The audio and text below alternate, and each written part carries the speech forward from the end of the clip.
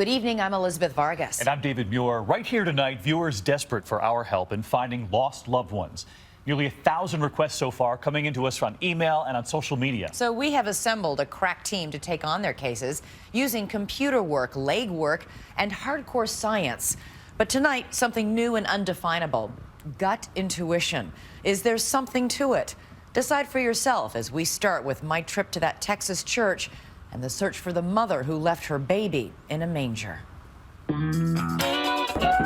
It is the dawn of the aptly named Me Decade, 1971. All in the Family premieres on television. President Nixon installs that recording system. And the Bee Gees were tearing up the charts with How Do You Mend a Broken Heart? My broken heart. And in Houston, Texas, another heart was surely aching on a sunny Wednesday afternoon, just days after Christmas. A bouncing baby boy is discovered inside St. Anne's Christmas nativity scene. Compounding the mystery, he appears to be healthy and well cared for. Apparently, the mother had taken the baby Jesus figure out of the manger and then put the child in the manger in his place.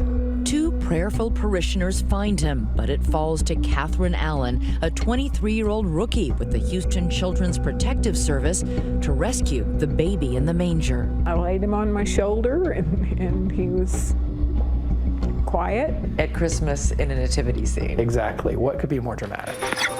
Searcher DJ Williams, searching for his biological mother. DJ went from the manger to just below the masthead as front page headline news. But if anybody knew who the mother was, they didn't bear witness. Was there a plea for information? No one called. They had no leads to go on. What do you think that means? I would say that she didn't want to be found.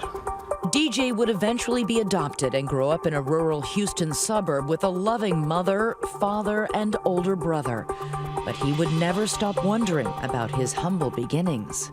When I would be working on school projects or filling in family trees, I had to just kind of make it up as I went along. And young family and friends joined in the make-believe as well. They told me that my mother was Lonnie Anderson and that my father was Burt Reynolds. Did you believe it? I did. I was gullible. I was willing to believe almost anything.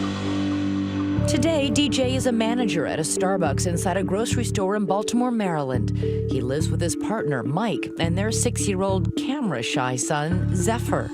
They were home watching television last year when they believed their prayers were answered. How did you hear of Pam? We had seen her on the 2020 episode with the phone booth baby. So it was on this corner, 88th in Columbus. This is the phone booth. It was the episode about Louise Jones, the woman abandoned as a baby in a New York City phone booth, with investigative genealogist Pam Slayton on the hunt for the missing mom. Good to see you. He felt connected to me and said to his partner, "That's the girl that's going to help me."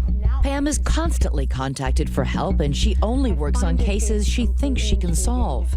My stacks are kind of broken up by current, not feeling it, driving me crazy. Pam agreed to take the case. What we did do is have him submit DNA. Oh God, look at his desk. But DJ's case wasn't the only one confounding and cluttering the home office in Pam's South Jersey house. Me, an umbrella, high heels, and the stairs. Let's see what happens. Well, where are we heading to, Pam? Long Island. Our next searcher, Gina Lozada of Shirley, New York, is searching for her half-sibling. She is a mother and a wife, but still has a hole in her heart. I want a full relationship.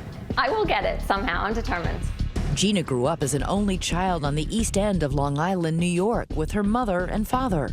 From early on, like, why can't I have a brother or a sister? Until that fateful day 29 years ago, when a tragic event turned that hole into a crater. Gina's father died while on a construction job. He was only 48 years old. What happened? Went to work one day, had a massive heart attack, and that was it. Never came home. It was devastating. Gina's dad and best friend had passed away. She was inconsolable. Even her mother could not comfort her.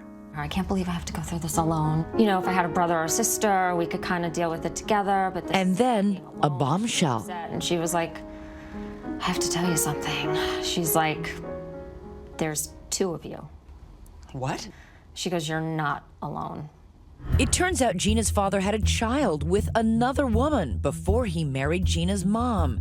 But when the young woman's father found out, he banished the unwed 20-year-olds and forbade them from ever seeing each other again. So what did he know about that baby? My dad thought it was a boy, apparently. And later on, you know, I guess my mother heard that her first child was a girl.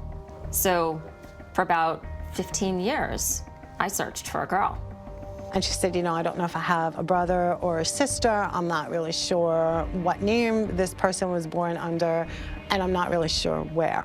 And I was like, you know, I'd love to help you. That's but 0 to go on. Hey, honey. Perhaps more promising is Pam's third case, which brings us to Philadelphia.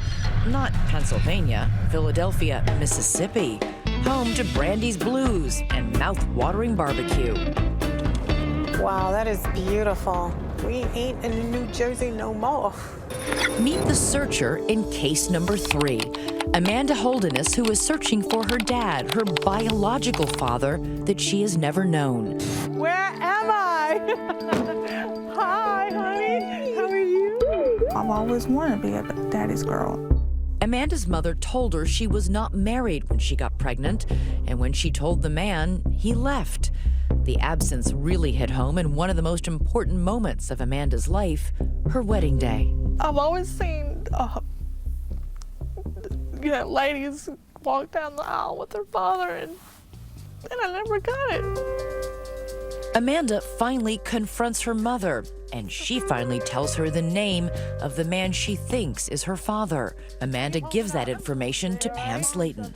All I did was give her 5 things about where he was from, where he lived when they met, how old he was when they met. She called me, she said, guess what? I said, what? She said, I found him. I said, I started crying. I said, are you serious? It happened so quickly, it was almost too good to be true. Coming up, Amanda and the test standing between her and the reunion she's dreamed about. When the lady called me from the DNA place, she said, I got the results, and I said, well, where are they? Plus, what clues will be unearthed in this University of Houston basement? These are the first time you've seen these photos? Yeah, I've never seen these before. That's incredible.